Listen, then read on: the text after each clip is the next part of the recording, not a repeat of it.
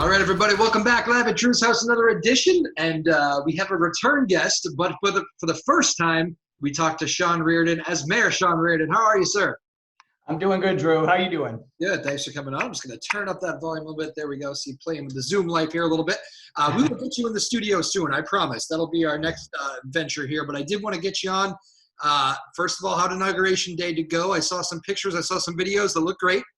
Yeah, we certainly made the most of it. With COVID and everything else, we had to pivot a little bit. So we made the most of the day.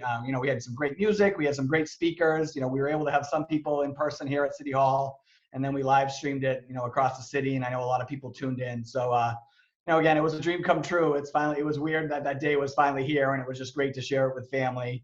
And it was fun. And so we didn't get to do our luncheon celebration afterwards, but we're going to try to do some civic celebration in the spring and kind of bring the community back together, hopefully after we, come out of this latest spike in COVID.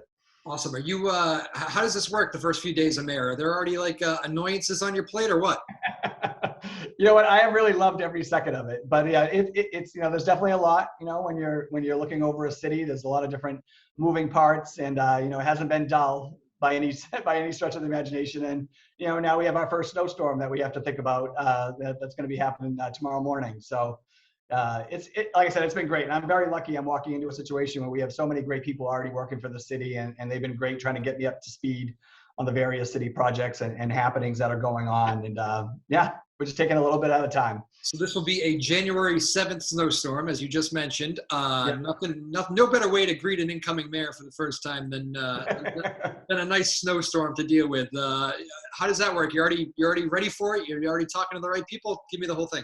Yeah, we're all kind of staying in the loop with each other, whether it be DPS, and like I said, we have two really wonderful people at DPS running the show, Tony Finari and Jamie, his deputy. So they're keeping in the loop on their preparations. We already have declared a parking ban, so those blue lights will go on at 3 p.m. today. That'll give the DPS time, as we cross midnight, to kind of treat the streets and get ready. It doesn't look like it's going to start snowing until about 5 or 6 in the morning, but as what they're saying right now, it's going to get pretty heavy. So we'll keep an eye on that. We haven't made any decisions about schools. We probably will wait till 5 o'clock in the morning or so to, see what the storm looks like before we make any decisions there. But, we're just asking people, we're trying to give them plenty of notice, get your cars off the street so the DPS can do their jobs. And, unfortunately, because of COVID, we're down a few drivers too. So, I mean, the DPS has got a long night in store and ahead of them. So, again, I'm really appreciative of all the hard work they're going to put in. And, they're really a great crew. And, even though they'll be down a few, they're going to, they'll get the job done. Snowstorms really are kind of a big moving piece for a mayor, right? Any mayor I've ever talked to has been like, you can do everything right, and then get that one call about you missed my street. Right. It's kind of, and it's funny you say that, because what they, again, the technology involved in it now, it has really changed. So what our DPS does, they have a whole database that they use. They actually know exactly, so when we do get those calls, we actually can tell them, actually, at 6:34 a.m., this driver went over that street at this time, because everything is tracked. There's GPS on all the city vehicles now. So they're going to know when that street is hit, what time it was done, and then it stores all that data. So we actually do have that available. So, but you're right, there'll always be someone say, no, that can't be right. So nearby is like, no, we actually did. And they actually are videotaping at the same time too. So they know, what they look like after they went by it. So it's come a long way. So it's nice having those tools at our disposal. Is your team fully in place? It's been a couple days. I can imagine, are you in place by the time you sit in, or are you still kind of working it out? No, you still kind of work it out. So, I mean, really, the open positions that I had to fill is, my executive assistant, which I have offered the job to someone and she accepted. So she's going to start, her name's Christine Jackson. She's going to start on January 17th. And the other position is chief of staff. So I'm still working through that one a little bit, but we had a couple of good candidates come forward, and we've gone through interviews. And so it's just kind of getting towards the end of that process, hopefully. Snowstorm manager is filled. We're okay there? That's still up for grabs, but yeah, let's get through this first one and we'll see. Absolutely. Obviously there's some unique things about Newburyport when it comes to big storms, and we'll see what this one brings. Again, we're not exactly sure what it's going to bring, but Plum Island is obviously, I know a lot of the news crews around, even the Boston ones, say big storm, check on Plum Island, right? That's kind of a right. And from all accounts so far, I'm not hearing it's going to be one of those northeast, nor'easter events for Plum Island. And, it's not going to be a whole lot of wind associated with the storm. Yeah. It's just going to be a lot of snow that could hit us. Again, Newburyport's funny. We're always on that line. We either get crushed or, like being close to the sea kind of dissipates it a little bit. So we'll have to wait and see. But, from all accounts, obviously we're going to monitor Plum Island very closely. But we also have, that new structure in place out there on Reservation Terrace that, it'll be nice to put that to the test. From all accounts, the neighbors are extremely happy with how it turned out. And now, now we get to go through a winter and see how it holds up. Awesome. Yeah, that is true. Plum Island, a lot of that is those windstorms are really the trouble ones. You're right. So yeah, it's the waves. It's just it's amazing the power of the waves that hit the shoreline there. So, that's what the big concern is. All right. Yeah. I'm going to bounce around a little bit. I'll be like the all over the place guy today. That's okay. Inauguration day. What was the final thing that Mayor Donna Holiday said to you? Actually, I'll keep what she said to me private, but it was nice, getting into my office that first day, and she did leave me a little note, which, was nice to see, because I know that that's a tradition in some public service offices that the predecessor leaves a note for the incumbent. And it was just nice, just a lot of little hints and words of wisdom, and obviously offering her help too in the future if I ever need it. Again, we were lucky enough to have a mayor here for 12 years, and she obviously has a lot of experience and kind of has been through it all. So it's nice to still have that resource here in town. But she was great, and I would say going through the whole transition process with the former mayor as well was a great experience. I mean, she was able to impart a lot of knowledge and background information on a lot of different key areas that that are going to be relevant right away. So it was great to have that time with her. I happen to be talking to you on now what is a historic day in American history here, January 6th, of course, the whole riots. Just curious, obviously you remember where you were, but what were your thoughts running through your head that day? Oh, that day it was great. It was crazy because it was shortly after I had declared for mayor. So I mean, we had just made our announcement probably like 5 days prior. Just got through the new year, and you kind of just watched in horror. I guess I would say, and just for concern for our elected officials and the Capitol Police and everyone involved. It's still shocking. I mean, I think it will be one of the darkest days that we can remember in our history, really, to be honest. When your own country can rise up and be part of a resurrection like that. So yeah, no, it's concerning. I think they're still going through the process trying to sort some things out, but it just made me sad more than anything else, to be honest. Yeah, I think a lot of us felt that way. How's the office? You're in the office right now. This is the big office? This is not the big office. So I am currently in the chief of staff office for the time being. They are painting my office. So I guess it's a bit of a process. So I'll be here for the week. Hopefully I'll be in the new office by Monday. Do you get to choose the color? I let my wife choose the color. She went with a nice light gray. So hopefully it'll brighten it up a little bit. But yeah, I'm excited to get in there. But this has been great too. This first week is just a lot of meetings, getting in front of as many people as I can, meeting with department heads, getting to know the people here in City Hall. So it's been great to be able to just bounce around and say hi and invite people in and get to know them. So it's going to take some time, but like I said, we have a lot of wonderful people here working at City Hall. So I know a little bit about of the answer to this, but when you won and everything was over, and what did you do? Did you just take a second to kind of take a breather? What was the family? What'd you do? Oh, that's right. Yeah. So after I won, we had a couple days, but then the following week we had, win or lose, we had set up this trip to Siesta Key down in Florida. So we were able to kind of unplug for a little bit for a week and just kind of take it all in. And it was funny, at that time, there was still a chance that there could be a recount called. So it wasn't till that Friday, which I think was like the 13th of November, that we got the call that no recount was filed. So it was like a Friday afternoon at 5 p.m. So it was just like kind of a big exhale. Not that I thought I was in danger of a recount or anything, but it was just nice to be absolutely official. Yeah. And again, it was really special to win by 27 votes. That just meant everything you did resonated, and all the hard work you did, and the people that spoke on your behalf. I mean, every little thing you did those last, since the primary, really, those last 10 to 11 weeks mattered. So yeah, so it was great to get that time away with the family because, we didn't get to do all of that. We had a long year of campaigning. So Turned into a celebration trip. Very it good. did. Yep. Absolutely. So when we talked last time, the virus had not exploded quite like this, and definitely when you declared, there's no way you could have imagined that we would be battling this like we are right now. I mean, I'm in a situation. I've told people, like, I am noticing it. I'm, like I said, I'm 34, about to be 35. My age bracket now, unlike a year ago, I feel like everybody I know is either has it, just had it, knows somebody Right. who just had it. I mean, it feels like this is an explosion like was not happening last year. I could not have imagined this a year ago when you Right. No, here. me neither. What have been the challenges with the pandemic and tackling that here as you sit in the big seat?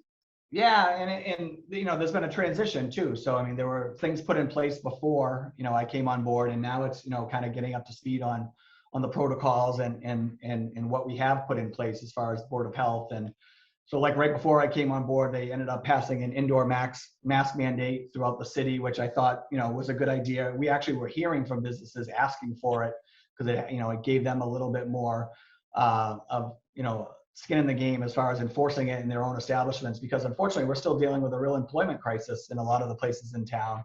So you have a couple of people go down with COVID, then all of a sudden you see, we saw like 3 restaurants right around Christmas that had to close their doors because of COVID. So, I'm glad that's in place because I do think that's just probably like the minimum we can do to help, thwart this latest spike in COVID. And again, it doesn't change things when you go in a restaurant. You still, once you sit down, you can remove your mask to eat and drink, but it's just trying to do those little things to help protect each other as we get through this. I had a call with Mark Goldstein at Anna Jake's Hospital, and they're maxed out right now. I mean, they're canceling all elective surgeries. They're pulling any kind of staff. They have 170, I think, different or 140 different positions open right now, which is 3 times as many as they've ever had open at one time.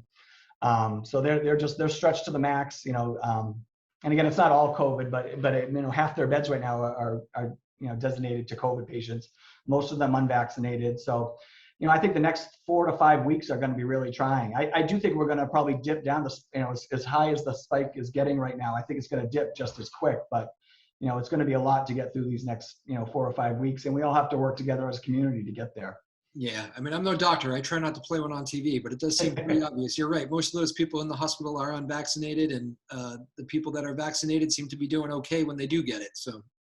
Yeah, and I'll say I've gone through them as well. I mean, I've got 2 kids home this week that tested for COVID, so they've been isolated. And I've got both vaccines and both shots and the booster. So, but I was battling some sickness for a good 1 to 3 weeks. And I never tested positive for COVID, but there's a lot of things going out there right now. It's just it's a tough time, whether it be the flu or COVID. But again, I think the little things you can do as far as wearing masks and, if you don't feel good, staying home. I mean, those are all just little things we can do to kind of help us, weather this next 3 to 4 weeks. Yeah, the twindemic, that's a real thing. You're hearing about that now with the flu combined. Yeah, and the flu's been bad. It's definitely hit different pockets in town here too, so. The staff shortage thing, that has to be a real concern for any mayor right now. I mean, I see it everywhere. I mean, from the coffee shop to the bigger places. You mentioned restaurants. I mean, it literally is everywhere.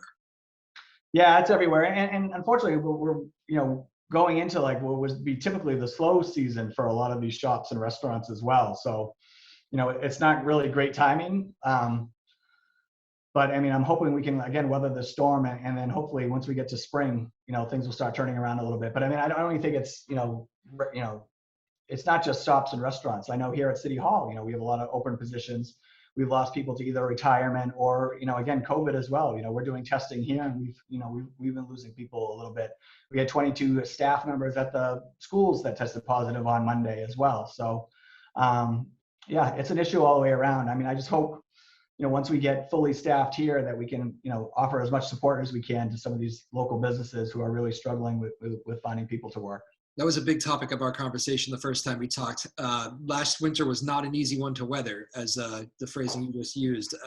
Yep. We lost a lot of businesses. How important is it to you to make sure we don't lose any more because of this?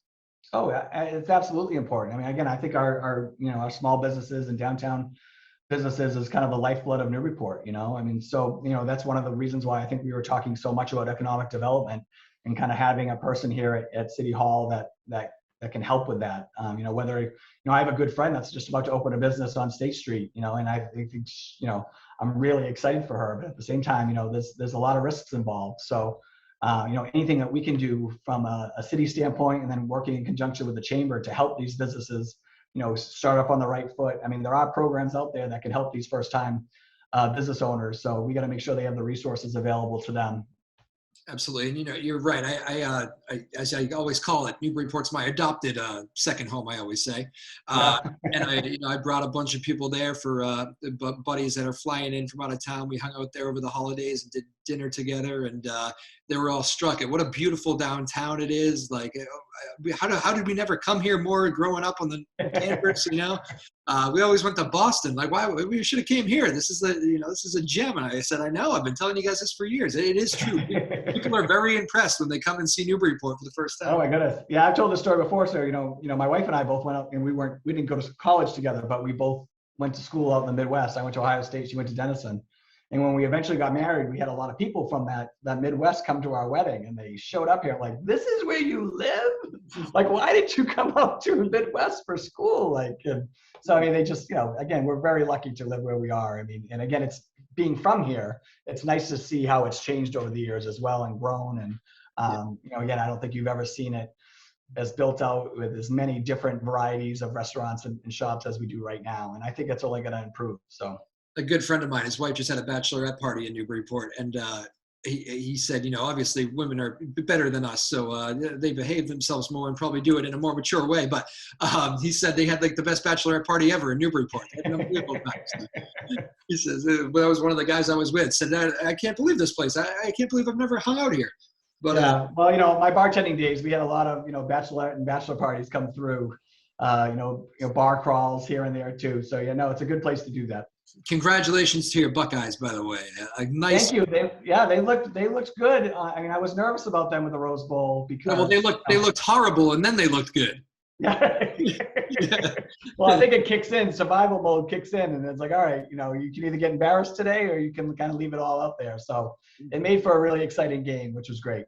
You had that was an inspired Utah team you were playing. So yes, absolutely. That was a home game for them, really. I mean, they were about 80% was Utes there. So. But yeah, no, it was fun to watch. Okay. Would you like to take 30 seconds to make a push for a larger playoff or expanded playoff, or are you okay?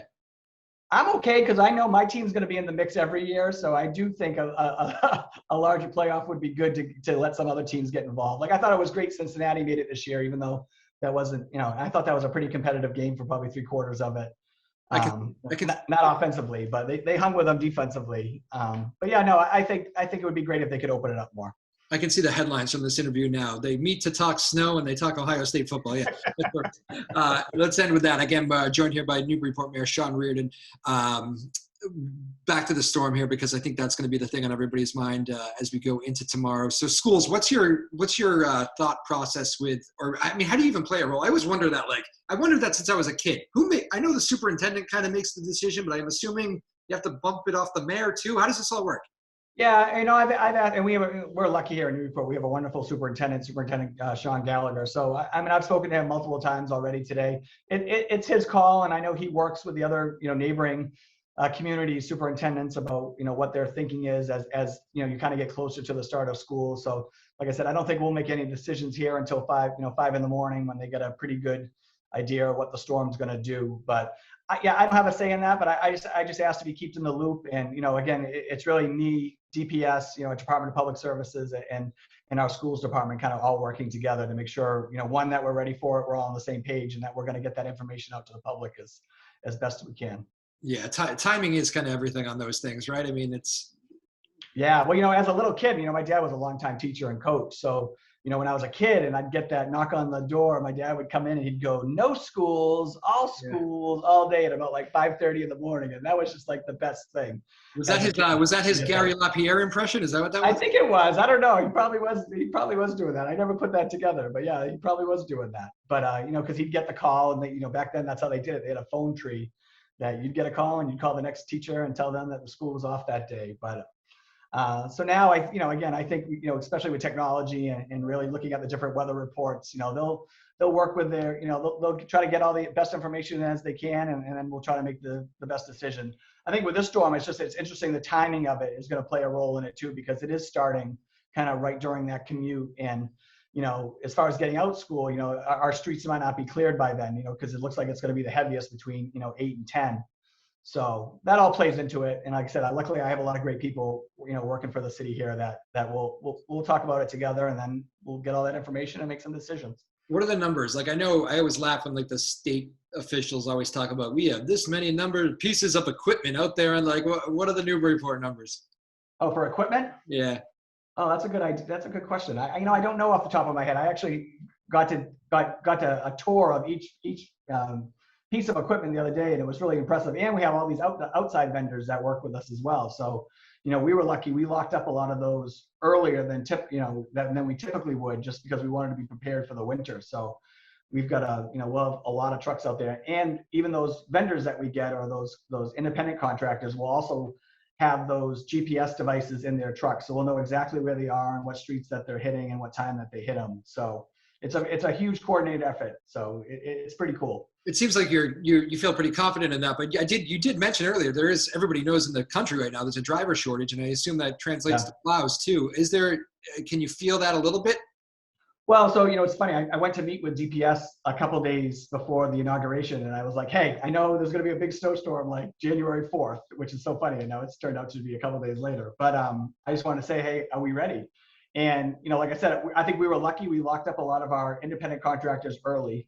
I think what we're dealing with right now is just COVID. So we do have a couple of drivers out, due to COVID. So that's going to affect, how quickly and efficiently, we get the streets cleared. But when everyone's healthy, I think we're in good shape for the winter. So, what would be your message to the people who are watching the snowstorm play out? Would you even like to say, please be patient, or do you not even want to say that on your first week in the job? Well, luckily it's a 4-year term. So, if we get this one wrong, then, hopefully we'll do better next time. But I will say, having never been in this position before, that, we're just trying to work with the best information that's available at the time. And again, we're calling the snow emergency early, so you have time to get your car off the street and find a place to park, and just bear with us. We're going to get the streets cleared and sidewalks cleared, so we can, go on with our Friday and start the weekend. So there's going to be some cars on the street. There's going to be some angry people. There is. Yep. So there always are. I understand that. We're not going to make everybody happy, but hopefully enough, enough comply so we can do a good job for the city. All right, final couple. Last favorite snowstorm memory as a kid. You know what, my earliest memory is Blizzard of '78. I was only 3 years old, but I have such a vivid memory of just how massive amounts of snow that was. I lived on Congress Street at the time. I lived like 2 houses down for the mayor at the time, Mayor Dick Sullivan. But I remember because my dad was a 6th grade teacher, and he got stranded up with his class. It was one of those Camp Union, was like the 6th grade trip that the whole class went on. So he was up there, and it started snowing as they were leaving for that trip up in, I think it was Maine. And they got stranded there for the whole week because of the blizzard. So it was just my mom, and I was 3 and my brother was 1. And my grandfather was fire chief at the time. So I have like just vivid memories of like fire trucks, like pulling up with groceries for my mom, and just like these mounds of snow. So, but I was a big fan of like snow days growing up. Like I loved sledding on Snow's Hill on Jefferson Street. I mean, those are my favorite, like, snow days. Are you a winter guy, or do you honestly prefer summer? I don't know. I think it's about the same. My wife could lay on a beach for 12 straight hours, and that's a good day for her. I'm not that guy. I'm Irish. I burn very easily. So I'm kind of, I fall in the middle. I would say I much prefer fall than winter or summer. But yeah, see, I usually answer that question with I live here because I like the change of the seasons. I'm a fan of it. Right. Yeah, no, my wife wants to be on a beach. So.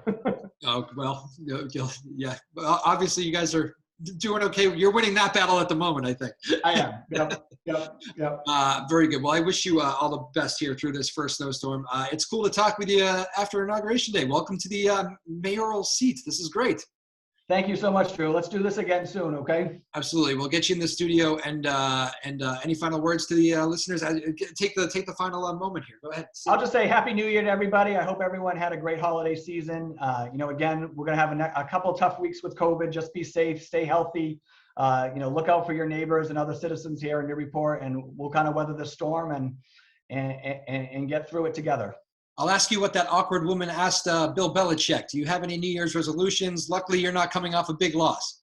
No, I didn't make any resolutions. My resolution is to do the best job I can for the people in Newburyport. So I'm going to try to do that every day. Beautiful way to end. All right, Mayor Sean Reardon, thanks for the time. We appreciate it. All right, take care, Drew. Thank you. All right, Newburyport Mayor Sean Reardon. Good to have him on. I was planning on having my hair's a little wild today, huh? A little wild hair. Must be the humidity, wintertime humidity. The mayor I planned on having in the studio the next time, which would be this time, having him on. And obviously we're just trying to be a little bit, I don't know. We can do the studio thing. It's just a little bit more difficult. So I'm trying to pick my spots with it. Usually when we have the musicians on, we'll do that.